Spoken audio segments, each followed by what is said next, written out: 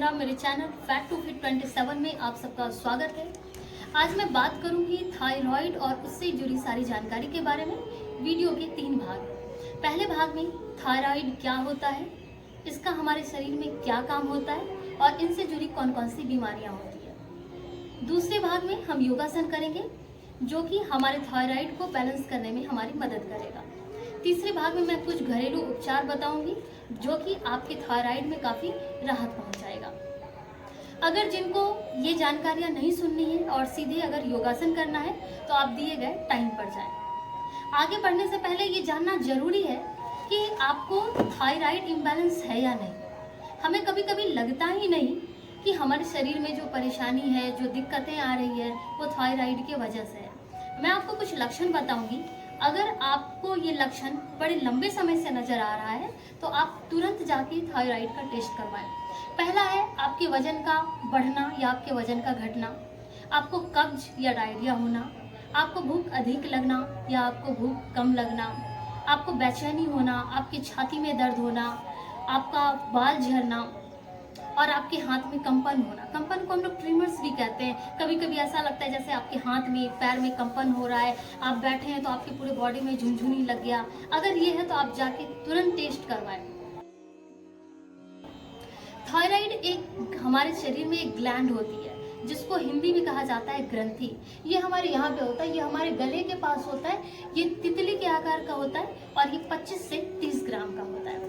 Thyroid gland से 2 प्रकार का हार्मोन निकलता है जिसे हम लोग T3 और T4 कहते हैं। अब आप सोच रहे होंगे कि हार्मोन्स हमारे शरीर में काम कैसे करता है। बेसिकली ये हार्मोन्स कुछ मैसेंजर होते हैं जो हमारे शरीर के डिफरेंट फंक्शंस को फॉलो करते हैं और हमारे शरीर को चलाते हैं। अब आप ऐसा समझ लीजिए कि थायराइड ग्रंथि हमारे पूरे शरीर के फंक्शंस को रेगुलेट करने में मदद करता है, जैसे कि हमारे हड्डियों के विकास के लिए, बालों की गुणवत्ता के लिए, दिमागी विकास के लिए, हमारे पाचन तंत्र के लिए, हमारे भूख के लिए, हमारे वजन को नियंत्रित करता है।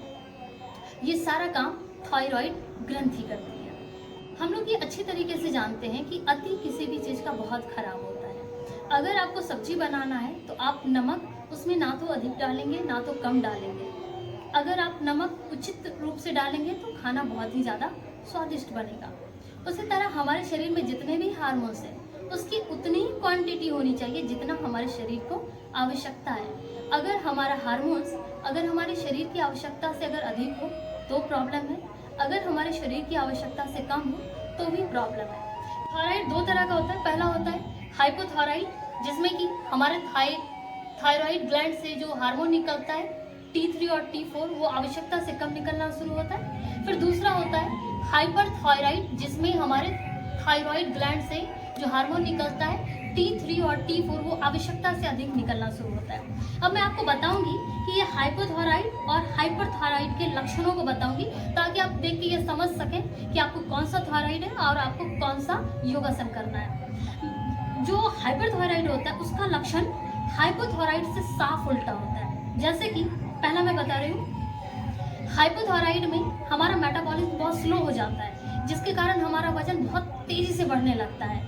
साफ इसके उल्टा हाइपरथायराइड में हमारा मेटाबॉलिज्म काफी फास्ट हो जाता है लेकिन हमारा वजन बहुत तेजी से गिरने लगता है। हाइपोथायराइड में हमें कब्ज की शिकायत होती है जबकि हाइपरथायराइड में हमें डायरिया की शिकायत होती है। हाइपोथायराइड में हमारा हार्ट रेट बहुत स्लो हो जाता है जबकि हाइपरथायराइड में हमारा हार्ट रेट बहुत फास्ट हो जाता है। हाइपोथायराइड में हमें ठंड की शिकायत होती है, हमें नॉर्मल टेम्परेचर में भी ठंडा लगने लगता है, जबकि हाइपरथायराइड में हमें गर्मी की शिकायत होती है। हाइपोथायराइड में हमें भूख कम लगती है और हाइपरथायराइड में हमें भूख बहुत अत्यधिक लगती है, फिर भी उसमें हमारा वजन नहीं बढ़ता है। हाइपोथायराइड में हमारे दिल की धड़कन काफ़ी कम हो जाती है जबकि हाइपरथायराइड में हमारे दिल की धड़कन बहुत अधिक हो जाती है। अब ये कहेंगे कि सबको क्यों नहीं थायराइड हो जाता है, किसी किसी को क्यों होता है। इसके 3 कारण है। पहला कारण है स्ट्रेस लेवल। जब किसी भी व्यक्ति का स्ट्रेस लेवल बहुत अत्यधिक हो जाता है तो भी उसमें थायराइड होने की संभावना होती है। दूसरा होता है न्यूट्रिएंट की कमी। जब हमारी बॉडी में जिंक, आयोडीन और सेलेनियम की बहुत कमी हो जाती है तब भी हमें थायराइड हो जाता है। और तीसरा कारण है हमारे बॉडी में ऑटो इम्यून डिजीज का होना। जब हमारे शरीर में ऑटो इम्यून डिजीज होता है तो वो हमारे खुद के हेल्दी सेल्स को मारना शुरू करता है, जिसके कारण हमारे बॉडी में हमारा इम्यून सिस्टम बहुत ही कमजोर हो जाता है। अभी तक हम लोगों ने देखा कि थायराइड क्या है, इससे कौन कौन सी बीमारियां होती है। अब हम लोग थायराइड को खत्म करने के लिए कुछ योगासन करेंगे। अभी मैं 4 योगासन ऐसा करूंगी जो हाइपोथायराइड भी कर सकते हैं और हाइपरथायराइड वाले भी कर सकते हैं। सबसे पहला प्राणायाम करेंगे कपालभाति। कपालभाति करने के लिए अपने दोनों हाथों से ज्ञान की मुद्रा बनाएंगे, आंख बंद करेंगे और कपालभाति शुरू करेंगे। कपालभाति करने के लिए हम लोग ज़्यादा जोर नहीं लगाएंगे, कम जोर लगाएंगे। अगर जिनको भी कमर की शिकायत है वो बहुत धीरे धीरे करेंगे और शुरुआत में 2 मिनट करेंगे, 3 मिनट करेंगे। जैसे जैसे आपका अभ्यास होता जाएगा आप अपना समय बढ़ा सकते हैं। तो हम लोग आंख बंद करेंगे, लंबी लंबी सांस लेंगे और कपालभाति शुरू करेंगे।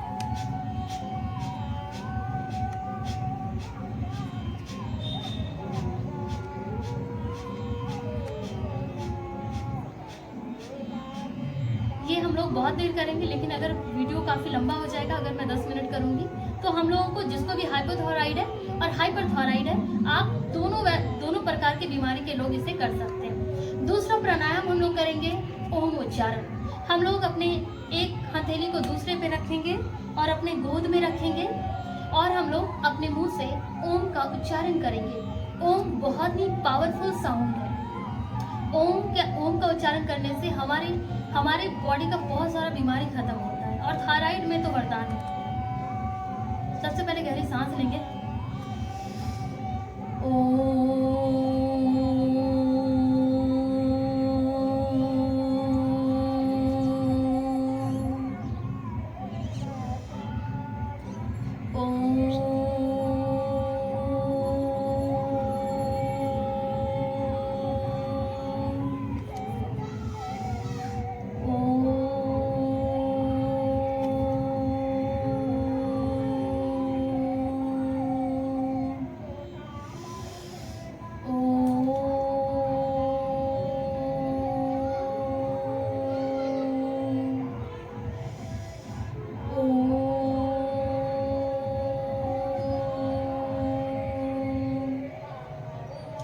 हम लोग इसे 10 बार कर सकते हैं, 15 बार कर सकते हैं, 20 बार कर सकते हैं। आप जितना कर सकें वो उतना ही अच्छा है। अब हम लोग तीसरा आसन करेंगे, सिंह आसन। सिंह आसन करने के लिए अपने दोनों पैरों को फैला लेंगे और हम लोग ऐसी वाली मुद्रा बनाएंगे। अब हम लोग अपने जीभ को बाहर निकालेंगे और सूर्य की तरफ देखकर हम लोग सिंह की तरह आवाज निकालेंगे। इससे हमारा थायराइड बहुत ही जल्दी खत्म होता है और ये बहुत ही ताकतवर योग है। गहरी सांस लेंगे,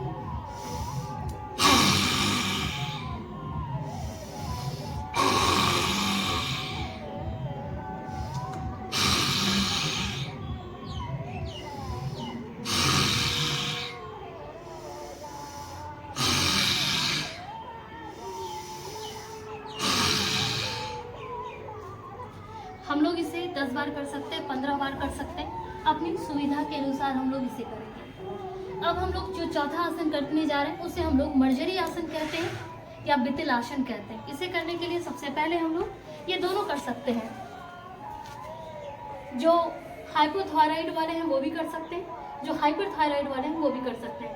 सबसे पहले योगा मैट पर अपने दोनों घुटने के बल आएंगे और अपने दोनों हाथ को अपने कंधे के नीचे रखेंगे, बिल्कुल बराबरी में। सांस लेते हुए अपने बॉडी को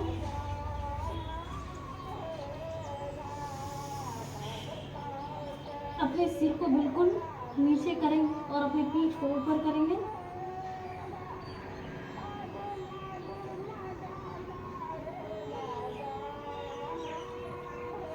रिलैक्स हो जाएंगे। अब सांस लेते हुए अपने सिर को आकाश की ओर तानेंगे, अपने आकाश की ओर खींचेंगे और पीठ को धनुष की तरह बनाएंगे।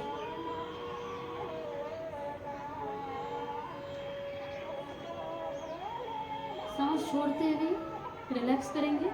अब आप लोग इसे 5 से 6 बार करें।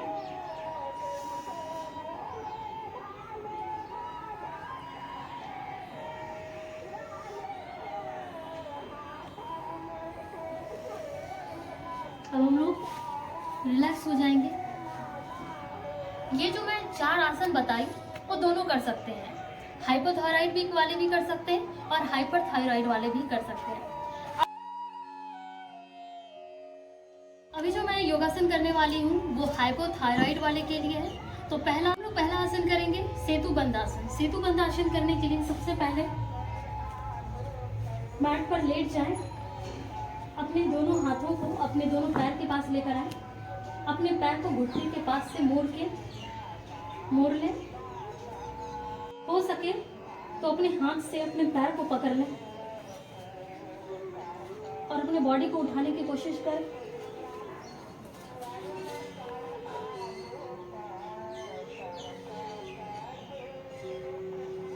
जितना हो सके उतना देर होल्ड करें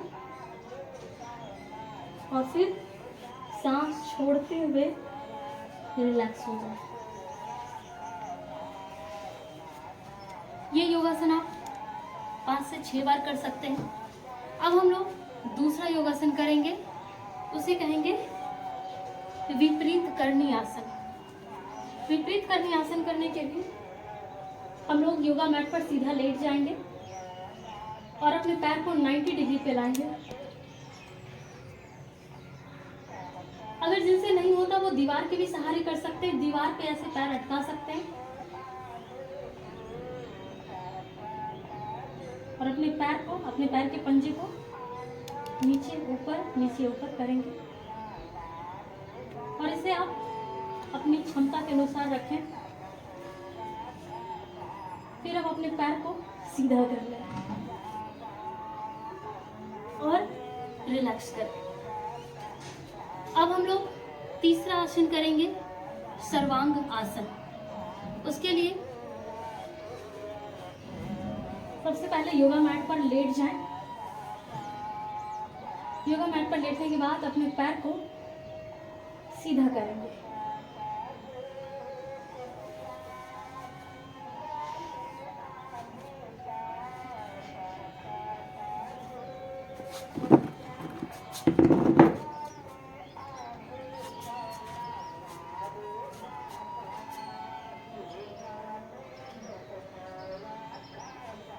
धीरे धीरे पैर को नीचे लेकर आएंगे और रिलैक्स करेंगे। जो नए हैं, जो बिगिनर्स हैं, अगर उनसे ऐसे नहीं होता तो वो लोग ऐसे भी कर सकते हैं।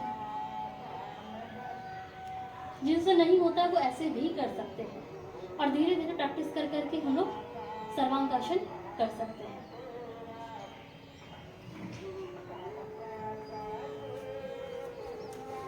अब हम लोग चौथा आसन करेंगे जिसका नाम है हलासन। उसे करने के लिए सबसे पहले हम लोग योगा मैट पर लेट जाएंगे, अपने हाथ को अपने पैर के बगल में रखेंगे और अपने पैर को उठा के अपने सिर के पीछे करेंगे।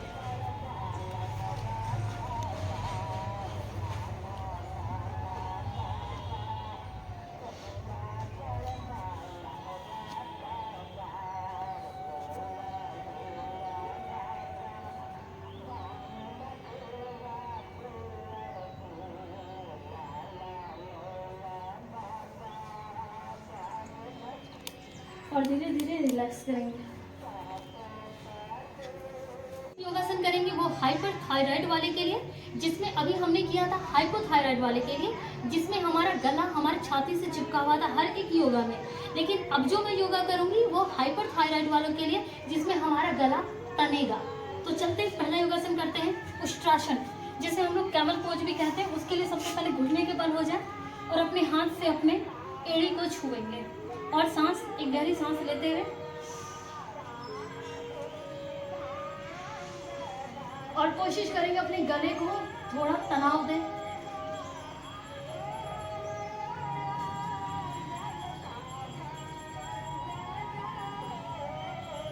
सांस छोड़ते हुए रिलैक्स हो जाए। इसे आप लोग 5 से 6 बार कर सकते हैं अपनी क्षमता अनुसार।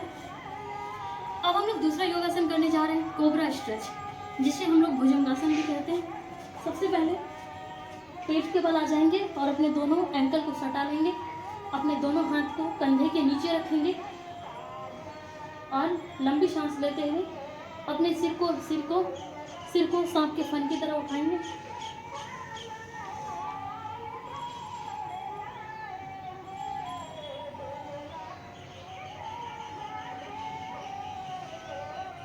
सांस छोड़ते हुए नीचे आ जाएंगे।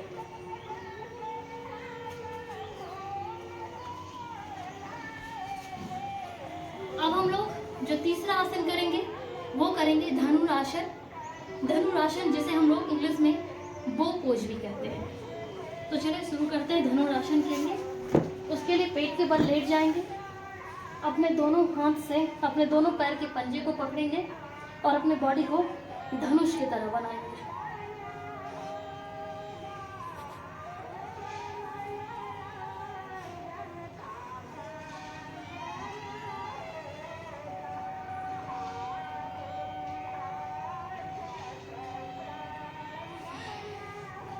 जितना स्ट्रेच करना हो, जितनी क्षमता हो उतनी करेंगे। उसके बाद अपने नॉर्मल पोज में आ जाएंगे।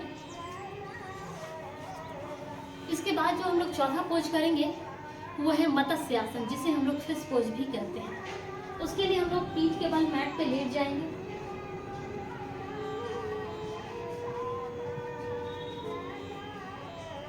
अपने सिर को अपने पीठ की तरफ लेके आएंगे और अपने गले को, अपने थायराइड ग्लैंड को खिंचाव देंगे।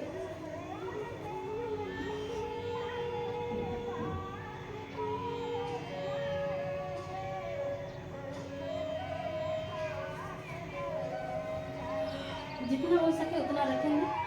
और जिनसे अगर ऐसे नहीं होता, जो बिगिनर्स हैं, वो सिर्फ ऐसे भी कर सकते हैं। धीरे धीरे थोड़ा सा सिर को उठाएंगे, अपने बॉडी को ऐसे उठाएंगे। जो बिगिनर्स हैं धीरे धीरे कोशिश करते जाएंगे। वो धीरे धीरे ऐसे ही करेंगे, कम से कम ऐसे भी करेंगे, तो ऐसे करेंगे। वो सीधा बस ऐसे भी कर लें तो चलेगा।